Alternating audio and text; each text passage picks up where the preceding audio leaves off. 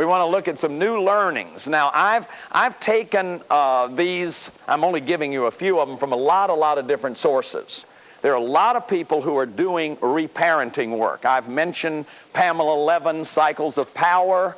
I haven't mentioned John and Laurie Weiss, who do this kind of work. You might want to find something that they're doing. Barry and Janae Weinhold. There's a lot of people doing reparenting kind of work.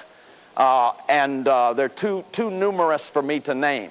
But enjoy a hot tub. Focus on bodily sensations. Now some of you already do this kind of stuff. And you may not know why you're so attracted to it. And what it may be is that you didn't get your infancy needs met.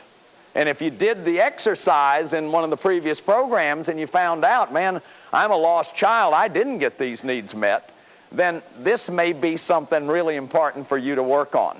Like I have had a lot of trouble allowing people to touch me unless, it's a pretty long way into a relationship. I like to be the toucher. I don't like to be touched because there's sort of that distrust of being out of control. Now I'm working on this. I'm working on this. This series has been a good training for me to let people take care of me. But bodily sensations. Remember, infancy is about tactile, kinesthetic. It comes through touch and sound and hearing the cooing and the echoing voices and being held. The study that was done, the United Nations people, when they went to Uganda to study the protein deficiency in the children, and they found for the first 2 years they were the most advanced children in the world. That they were held, they were put in their mother's saffron gowns and they were held up against their mother's body all the time. They were always in gentle motion being touched. And you see how much we need that kind of touching. Some people are starving. They have skin hunger. So treat yourself to regular massages. Have a friend feed you.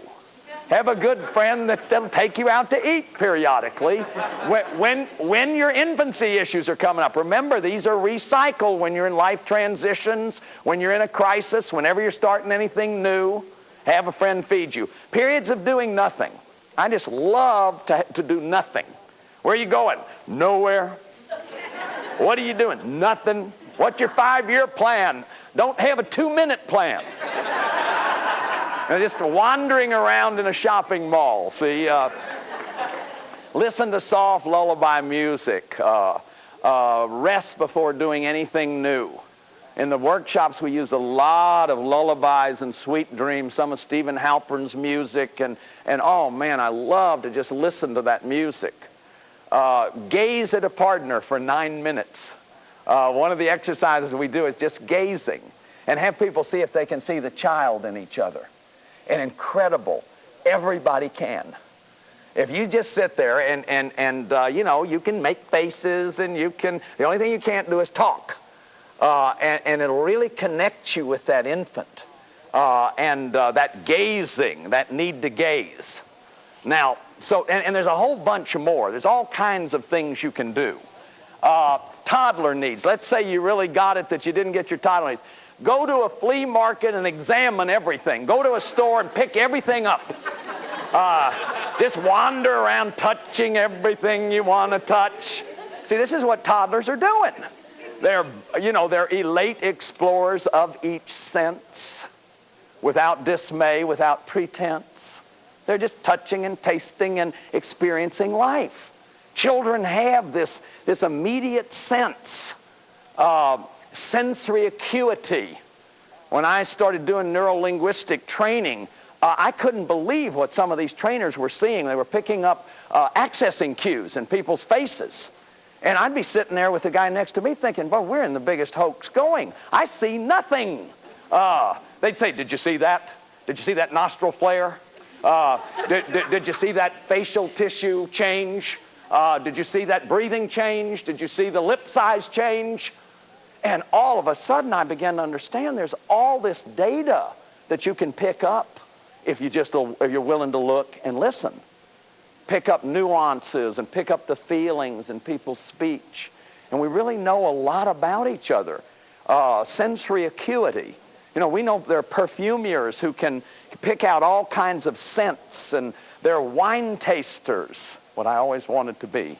There are wine tasters who can tell you this is from a vineyard in 1812. You know, uncanny. They can tell you what vineyard it came from. And it was said of scouts, Indian scouts, that they could see for miles around, and people play music by ear. Sensory acuity. I've actually done some of Dolores Krieger's work, laying on hands. It's not a religious laying on hands, it's therapeutic touch, using the chakra energies in the hands. And this is powerful stuff. We did a workshop in Lincoln, Nebraska. A woman found a tumor in her husband. They had no idea it was there. Just had never done this before in her life, going down his body, accessing the energy. Accessing the energy.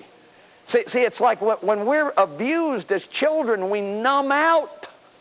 We die, and the only way we can have our life is through our addictions. Through our doings, we become human doings. We don't know about being. We don't know how it is just to be and to really be in touch with yourself. With, you know, Zen seeing. The Zen masters talk about seeing, really seeing things and hearing things. So hang out with kids at a playground. I mean, didn't you love to do that with your own kids or grandkids? I mean, I loved to go to the park, and it wasn't about my son. You know, I loved Christmas because I'd get new electric trains every year while he played with boxes. Such a deal. Spend some time playing with clay, or, you know, this tactile stuff. Or did you come out of where that's dirty? Oh, God, you can't touch anything because you've got this anal compulsive upbringing. Go to the park with a friend. Practice Zen seeing. Just look at things. Really look at a leaf or the bark of a tree. Or there's an exercise that the Gestalt people do where you pretend like I take you with me, I blindfold you, or I have you close your eyes and I hold your hand, and when I squeeze, it's like a camera lens, and you open your eyes. When I squeeze, you open your eyes. And I take you up to things so that you can just focus on what you're looking at. See, it's like being. You just focus on the being of the thing. And that's sensory acuity, learning sensory acuity. Practice saying no. John and Laurie Weiss have this technique where you just walk around for a week by yourself saying, nope, no, oh no, nah, Nino, no, no way, Jose, oh no. All right. Now, wait a minute. Wait a minute. That's the first week. That's only the first week. The second week, you get a friend and you make a contract with them that no matter what you say to me, I'm going to say no. Now, if you've ever hung around with a 2-year-old, so you get your friend and they know, and you ask them things and you practice saying no. And then the third week, you got to really do it. You got to really say no to somebody. And I'm going to tell you, I didn't do that particular technique, although I like that, but I had to learn how to say no. See, addicts do not know how to say no. Good guy, people-pleasing sweethearts do not know how to say no.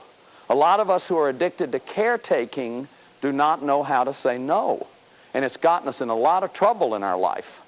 A lot of painful stuff in our life because we couldn't say no. You know, sexual stuff. You couldn't say no. You didn't have boundaries. Stuff in your life you didn't want to do because you didn't have boundaries. See, no is a boundary. No is a boundary. Healthy shame is a boundary. One of the biggest problems that abused children have is their boundaries are violated. If you can be hit just at the discretion of the big giant, anytime they want to because they own you, then you don't have a physical boundary. And then if somebody sexualizes you, somebody incests you, they're violating your sexual boundaries. Or there's no boundaries in your house. You know, people bounce in the bathroom when you're there. There's no space you can go to. Practice expressing anger. Now, anger is tough. And what I do is I stay with what I see. Here's what I see. Here's what I hear. Here's what I interpret. Here's what I feel. And here's what I want. I saw you dancing with Billy 12 times. I interpreted you were enjoying that and you were kind of turned on. I felt scared and angry, and I want to know what that's about. It's a healthy way to express anger. Told you what I saw, told you what I interpreted, told you what I felt, told you what I wanted. I'm staying inside my own skin. Now, here's another way to do it. God, you were disgusting last night. That made me sick watching an old woman like you dancing with that young boy. Now, boy, see, I'm going for the juggler. But do you see how totally shaming and totally ineffective that is, to be saying that to somebody? What could any human being do except go into a defensive posture when somebody's beating up on them like that? So if I'll stay under my skin, now you got to practice this. You're not going to do this in your next big let's see, what did Bradshaw say? If you don't practice this ahead of time. But the point is that where did you learn how to express anger? Where did your inner child learn how? At home. What did you see modeled for you? See?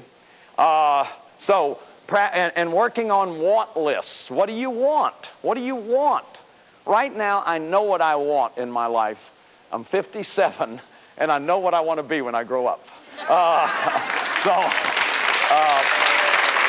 It's incredible. But half my life, I haven't known what I wanted.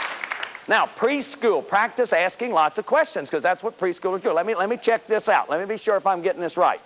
Here's what I heard you saying. Is that right? Or let me check something out. You look like you're upset right now. Is that right? No, I'm not upset. Well, wait a minute. I hear it in your voice that it sounds like you're upset. See, I check it out. And that's what a lot of us were never allowed to do as kids. We were never allowed to ask questions. Practice being aware of feelings. If you're aware of a feeling, exaggerate it. You know, like, well, go look in the mirror. If you're starting to feel a little bit sad, go look in the mirror and just make a face and get it as sad as you can. I worked with Alexander Lowen one time. He's a body therapist, and he pushed these muscles in my face, and all of a sudden I was just sobbing. I was just sobbing, and I could see this scene, this old scene with my dad, where he had abandoned me. And I had no idea that was right there. It was right there in my body. But one of his techniques was to make you get your face in the posture of what the feeling would be like. By the way, feeling is manifested in the face more than any other place. So like, go to the mirror if you feel some anger. If you have trouble with anger, you're a good guy, people-pleasing sweetheart, and people walk all over you. Get in the mirror and go, "Rawr!" and growl. Make growling noises and do wood chopper. You may scare yourself, but it's okay. I mean, it's like, that's the idea. Communication skills. I mean, how are you going to learn? Did you see mom and dad say, "Joe, I have some anger I want to deal with here. I'm going to stay in iMessages and sensory-based detail"? Is that what you saw at your dinner table? So now again, I'm not trying to put your parents down or my parents down. They just didn't know how to do this. This is 100 years of therapy that has helped us to understand this.